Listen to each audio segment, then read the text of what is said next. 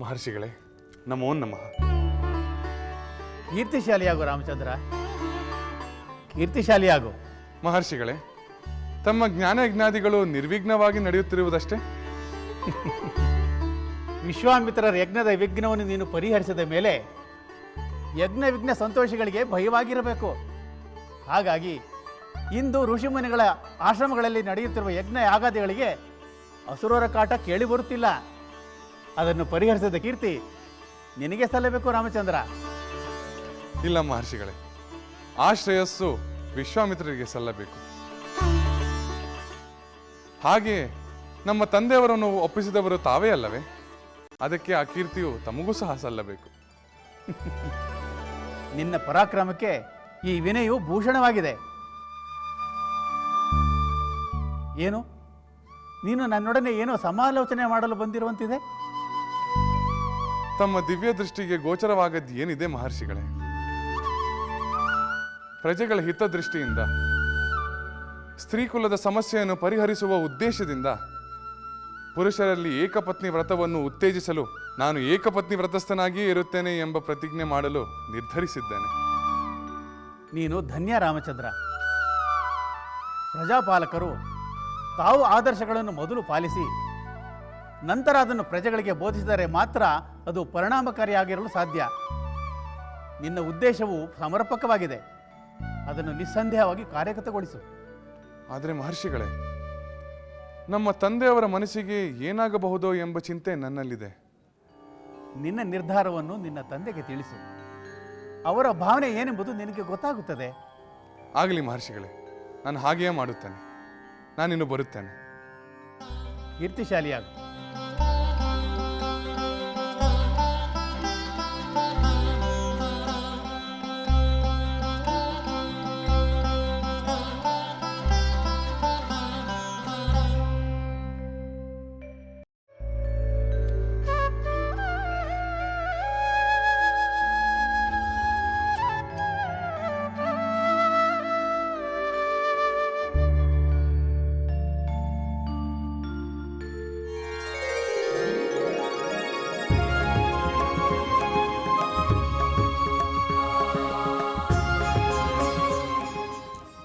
ರಾಮಚಂದ್ರ, ನಿನ್ನ ನಿರ್ಧಾರವನ್ನು ನಾನು ಮೆಚ್ಚಿದ್ದೇನೆ. ಮಹಾರಾಜನಾಗಿ ನಾನೇ ನೀಡಬೇಕೆಂದಿದ್ದ ಸಂದೇಶವನ್ನು ನೀನು ನೀಡಲು ಮುಂದಾಗಿರುವೆ. ನಿನ್ನ ಈ ತೀರ್ಮಾನದಿಂದ ನನ್ನ ಮನಸ್ಸಿಗೆ ಮಹದಾನಂದವಾಗಿದೆ. ಈ ಕೂಡಲೇ ನೀನು ನಮ್ಮ ಕುಲದೈವದ ಮುಂದೆ ಪ್ರತಿಜ್ಞೆಯನ್ನು ಮಾಡು. ಆ ಪ್ರತಿಜ್ಞೆ ಲೋಕಕ್ಕೆಲ್ಲ ಪ್ರಚಾರವಾಗಿ ಬದಲಾವಣೆಯ ಸಂಚಲನವನ್ನುಂಟು ಮಾಡಲಿ. ನಿನ್ನ ಸ್ಫೂರ್ತಿಯಿಂದ, ನಿನ್ನ ಮಾರ್ಗದರ್ಶನದಲ್ಲಿ ನಮ್ಮ ರಾಜ್ಯದ ಪುರುಷ ವರ್ಗವೆಲ್ಲವೂ ನಡೆದು ಸ್ತ್ರೀಯರ ಸಮಸ್ಯೆಗಳೆಲ್ಲವೂ ಪರಿಹಾರವಾಗಿದೆ. ಧನ್ಯನಾದೆನು ತಂದೆ, ಧನ್ಯನಾದೆನು. ಕೀರ್ತಿಶಾಲಿಯಾಗು ಕುಮಾರ, ಕೀರ್ತಿಶಾಲಿ.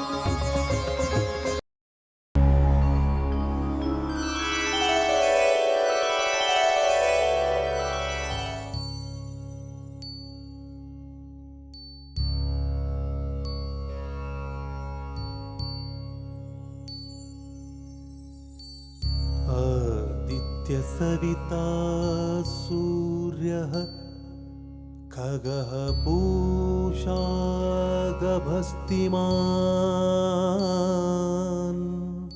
सुवर्णसदृशो भानुः स्वर्णरेखा दिवाकरः हिरण्यगर्भः ಶಿಶಿರಸ್ತಪನೋ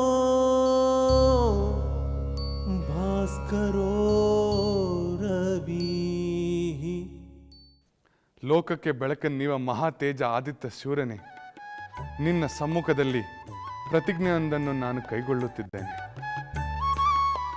ನನ್ನ ಈ ಜನ್ಮದಲ್ಲಿ ಏಕಪತ್ನಿ ವ್ರತಸ್ಥನಾಗಿ ಕಾಯ ವಾಚ ಮನಸ ಅನ್ಯ ಸ್ತ್ರೀಯರಲ್ಲಿ ಅನುರಕ್ತನಾಗದೆ ಯಾವುದೇ ಅನಿವಾರ್ಯತೆ ಅಪೇಕ್ಷೆಗಳ ಕಾರಣಕ್ಕೆ ಮತ್ತೊಂದು ಹೆಣ್ಣನ್ನು ವಿವಾಹವಾಗದೆ ನನ್ನ ಈ ಏಕಪತ್ನಿ ವ್ರತವನ್ನು ಪರಿಪಾಲಿಸುತ್ತೇನೆಂದು ನನ್ನ ಮಾತಾ, ಪಿತಾ, ಬಂಧು, ಪತ್ನಿ ಸಮ್ಮುಖದಲ್ಲಿ ದೇವನಾದ ನನ್ನ ಕುಲದೇವರೇ, ನಿನ್ನ ಸಾಕ್ಷಿಯಲ್ಲಿ ಈ ಪ್ರತಿಜ್ಞೆ ಮಾಡುತ್ತೇನೆ. ಮಹಾಮಹಿಮ ಮಾಡಿದನು ಮಹೋನ್ನತ ಶಪಥ ರಾಜಬಹುವಲ್ಲಭನೆಂಬ ಮಾತ ಧಿಕ್ಕರಿಸುತ್ತ ಮಾತೊಂದೇ ಶರವೊಂದೇ ಗುರಿಯೊಂದೇ ಮಾತೊಂದೇ ಶರವೊಂದೇ ಗುರಿಯೊಂದೇ ಎಂಬ ಹಿರಿಮೆಗೆ ಕಳಸವಿಟ್ಟಂತೆ ಶ್ರೀರಾಮನಾದ ಏಕಪತ್ನಿ ವೃತಸ್ಥ ಶ್ರೀರಾಮನಾದ ಏಕಪತ್ನಿ ವೃತಸ್ಥ ಶ್ರೀರಾಮನಾದ ಏಕಪತ್ನಿ ವೃತಸ್ಥ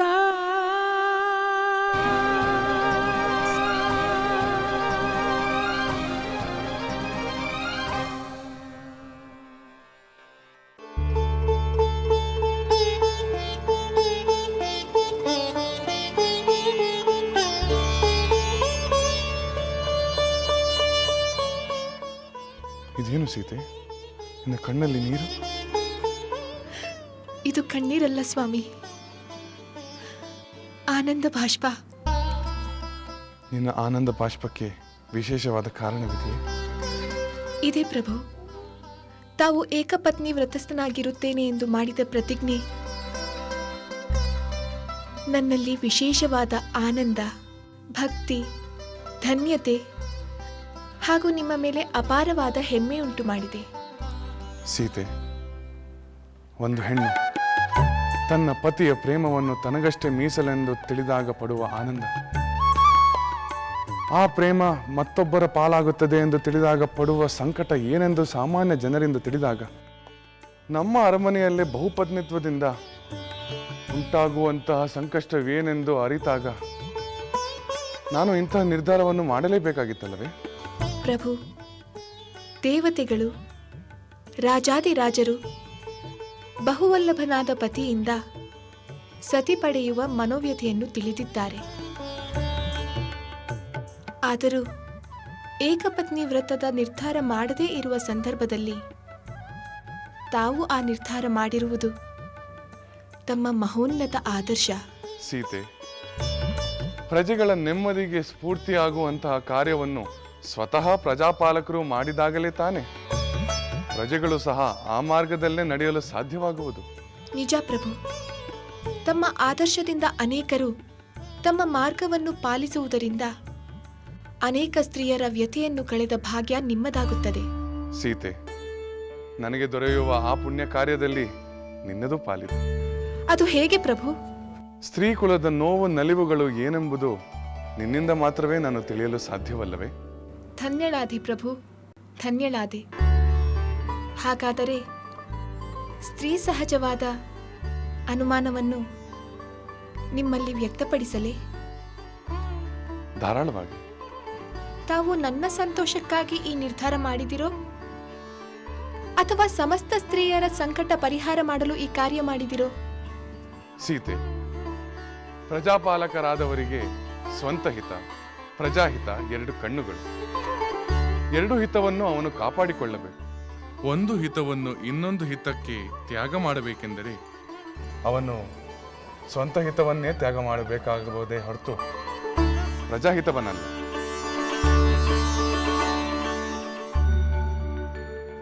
ಊರ್ಮಿಳಾ, ನನ್ನನ್ನು ಏನೋ ಕೇಳಬೇಕು ಎಂದು ಹೇಳಿದ್ದೆ, ಆದರೆ ಏಕೆ ಮೌನವಾದೆ? ನಾನು ಕೇಳುವ ಪ್ರಶ್ನೆಯಿಂದ ನಿಮಗೆ ಬೇಸರವಾಗುತ್ತದೆ ಎಂದು ಯೋಚಿಸುತ್ತಿದ್ದೆ. ಹೊಸದಾಗಿ ವಿವಾಹವಾದ ಸತಿಯ ಮಾತಿಗೆ ಬೇಸರವೇ? ಖಂಡಿತ ಇಲ್ಲ. ನೀನು ಏನು ಬೇಕಾದರೂ ಕೇಳು, ನಾನು ಬೇಸರ ಮಾಡಿಕೊಳ್ಳುವುದಿಲ್ಲ. ಸರಿ, ಹಾಗಾದರೆ ಕೇಳುತ್ತೇನೆ. ಮತ್ತೆ ಮತ್ತೇನು ಅನುಮಾನ ಊರ್ಮಿಳಾ? ಕೇಳು. ಸ್ವಾಮಿ, ನಿಮ್ಮ ಹಿರಿಯ ಸಹೋದರ ಏಕಪತ್ನಿ ವ್ರತವನ್ನು ಪಾಲಿಸುತ್ತೇನೆಂದು ಪ್ರತಿಜ್ಞೆ ಮಾಡಿದರಲ್ಲ? ಹೌದು, ನನ್ನ ಸಹೋದರ ಶ್ರೀ ರಾಮಚಂದ್ರ ಪ್ರತಿಜ್ಞೆ ಮಾಡಿದ್ದಾನೆ. ಅದನ್ನು ನೀನೇಕೆ ಕೇಳುತ್ತಿರುವೆ? ಅದು ನಿನ್ನ ಉದ್ದೇಶ ಏನೆಂದು ನನಗೆ ಈಗ ಅರ್ಥವಾಗುತ್ತಿದೆ. ನಿಮ್ಮ ಸಹೋದರ ಶ್ರೀ ರಾಮಚಂದ್ರ ಏಕಪತ್ನಿ ವ್ರತಸ್ಥನಾಗಲು ಪ್ರತಿಜ್ಞೆ ಮಾಡಿದರೆ ನೀವು ಏಕೆ ಮಾಡಲಿಲ್ಲ ಎಂದು ತಾನೇ ನಿನ್ನ ಪ್ರಶ್ನೆ? ಇಲ್ಲ ಸ್ವಾಮಿ, ನಾನು ಪ್ರಶ್ನೆ ಮಾಡುತ್ತಿಲ್ಲ. ಹಾಗಾದರೆ ನಿಂದಿಸುತ್ತಿರುವೆಯಾ? ಇಲ್ಲ, ನಿಂದಿಸುತ್ತಿಲ್ಲ. ಹಾಗಾದರೆ ದಂಡಿಸುತ್ತೀಯಾ? ಇಲ್ಲ ಸ್ವಾಮಿ, ಇಲ್ಲ. ನಾನು ಏಕಪತ್ನಿ ವ್ರತಸ್ಥನಾಗಿಯೇ ಇರಬೇಕು, ಸದಾಕಾಲ ನಿನ್ನೊಂದಿಗೆ ಇರಬೇಕು ಎಂದು ತಾನೇ ನಿನ್ನ ಆಕಾಂಕ್ಷೆ? ಇಲ್ಲ ಸ್ವಾಮಿ, ನಾನು ನಿಮ್ಮ ಮೇಲೆ ಯಾವ ನಿರ್ಬಂಧನವನ್ನು ಹೇರುತ್ತಿಲ್ಲ. ಕೇವಲ ಕುತೂಹಲದಿಂದ ಕೇಳಿದೆ ಅಷ್ಟೇ. ಅಯ್ಯೋ ಹುಚ್ಚಿ, ಹೆದರು ಬಿಟ್ಟೆಯಾ? ನಾನು ವಿನೋದ ಮಾಡಿದೆ ಅಷ್ಟೇ. ಇಲ್ಲಿ ಕೇಳು, ನನ್ನ ಸಹೋದರ ಶ್ರೀ ರಾಮಚಂದ್ರ ಪ್ರತಿಜ್ಞೆ ಮಾಡಿದ ಮೇಲೆ ಮುಗಿಯಿತು. ಅವನ ಆದರ್ಶವೇ ನನ್ನ ಆದರ್ಶ, ಅವನ ವ್ರತವೇ ನನ್ನ ವ್ರತ. ಈಗ ತಿಳಿಯಿತೆ?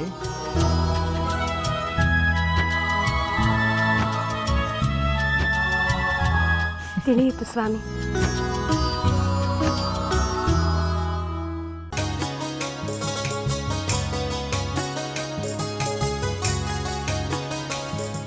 ಸ್ವೀಕರಿಸಿ ಪ್ರಭು. ಏನಿದು? ಆರೋಗ್ಯವನ್ನು ವೃದ್ಧಿಸುವ ಪಾನೀಯ. ಔಷಧಿಯೇ? ಔಷಧಿಯೂ ಅಹುದು, ಪಾನೀಯವೂ ಅಹುದು. ಸ್ವೀಕರಿಸಿ. ಏನಿದು ವಿಚಿತ್ರದಾನಿ? ಎಂದೂ ಇಲ್ಲದ ಅಭ್ಯಾಸ.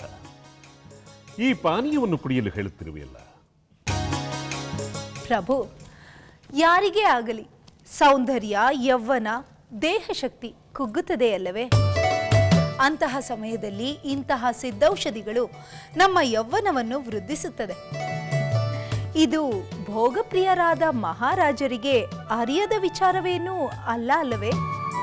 ಇದು ಎಲ್ಲರಿಗೂ ತಿಳಿದಿರುವಂತಹ ವಿಷಯ. ಅದಕ್ಕಾಗಿಯೇ ಉದ್ಯಾನಗಳಲ್ಲಿ ರಾಜರ ಯೌವನವನ್ನು ಕಾಪಾಡುವುದಕ್ಕೋಸ್ಕರ ಪಂಡಿತರ ಪಡೆಯಿದೆ. ಅಯೋಧ್ಯೆಯಲ್ಲೂ ಅಂತಹ ಪಂಡಿತರಿದ್ದಾರೆ. ಹೌದು, ಆದರೆ ಇಂತಹ ಪಾಂಡಿತ್ಯ ಮಂಥರೆಗೂ ಇದೆ. ಅದು ತಮಗೆ ತಿಳಿದಿಲ್ಲವಷ್ಟೇ. ಏನು, ಮಂಥರೆಗೆ ಅಂತಹ ಜ್ಞಾನವಿದೆಯೇ? ಹೌದು ಪ್ರಭು. ನಿಜ ಹೇಳಬೇಕೆಂದರೆ ಇಲ್ಲಿಯವರೆಗೂ ನಾನು ಈ ನನ್ನ ಸೌಂದರ್ಯವನ್ನು ಕಾಪಾಡಿಕೊಂಡು ಬರಲು ಮಂಥರೆಯೇ ಕಾರಣ. ಮಂಥರೆಗೆ ಯೌವನವನ್ನು ವೃದ್ಧಿಸುವ, ದೇಹ ಶಕ್ತಿಯನ್ನು ಹೆಚ್ಚಿಸುವ ಔಷಧಿಗಳ ಪರಿಚಯವಿದೆ. ಓಹೋ, ಹಾಗಾದರೆ ಮಂಥರೆ ನಿನ್ನ ಸೌಂದರ್ಯ, ನನ್ನ ಯೌವನವನ್ನು ಕಾಪಾಡುವುದರಲ್ಲಿ ಮಗ್ನಲಾಗಿದ್ದಾಳೆ ಎನ್ನುವೆಯಾ? ಹೌದು, ಅದು ತಮಗೂ ಇಷ್ಟವಾದ ವಿಚಾರವೇ ಅಲ್ಲವೇ? ಇಲ್ಲವೆಂದರೆ ಸುಳ್ಳಾಗುವುದು. ಯಾರಿಗೆ ತಾನೇ ತಮ್ಮ ಯೌವನವನ್ನು ಕಾಪಾಡಿಕೊಳ್ಳುವುದಕ್ಕೆ ಇಷ್ಟವಿರುವುದಿಲ್ಲ? ಅದು ನಿನ್ನಂತಹ ಸೌಂದರ್ಯವತಿ ಸತಿ ಇರುವಾಗ. ಪ್ರಭು, ಸತಿ ಇದ್ದರೆ ಸಾಲದು. ಪತಿಗೆ ವಯಸ್ಸಾದರೂ ಸರಸದ ಭಾವ ಹೋಗಬಾರದು. ಹಾಗೆಯೇ ಹೂವಿಂದ ಹೂವಿಗೆ ಹಾರುವ ದುಂಬಿಯ ಚಂಚಲ ಚಿತ್ತ ಮನಸ್ಸು ಇರಬಾರದು.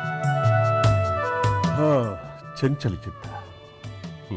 ವಯಸ್ಸಾದ ಮೇಲೆ ಸಂಯಮ ಹೆಚ್ಚಾಗಬೇಕು. ಅದು ಕಷ್ಟ ಸಾಧ್ಯ. ಆದರೂ ನನ್ನ ಮಗ ರಾಮಚಂದ್ರ ಕಿರಿಯ ವಯಸ್ಸಿನಲ್ಲಿಯೇ ಏಕಪತ್ನಿ ವ್ರತಸ್ಥನೆಂಬ ಪ್ರತಿಜ್ಞೆಯನ್ನು ಮಾಡಿರುವುದು ನನಗೆ ಹೆಮ್ಮೆ ಎನಿಸುತ್ತಿದೆ. ಪ್ರಭು, ಹಿಂದೆ ನೀವು ಅಂತಹ ಪ್ರತಿಜ್ಞೆ ಮಾಡಿದರೆ ಏನಾಗುತ್ತಿತ್ತು ಯೋಚಿಸಿ ನೋಡಿ. ಏನಾಗುತ್ತಿತ್ತು?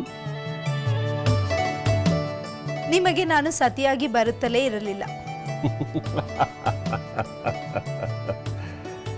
ನಿಜ ರಾಣಿ, ನಿನ್ನನ್ನು ಸತಿಯಾಗಿ ಪಡೆಯುವ ಭಾಗ್ಯವನ್ನು ನಾನು ಕಳೆದುಕೊಳ್ಳುತ್ತಿದ್ದೆ. ಸದ್ಯ ಅಂತಹ ನಿರ್ಧಾರವನ್ನು ಮಾಡಲಿಲ್ಲವಲ್ಲ, ಅದೇ ಸಂತೋಷದ ವಿಷಯ.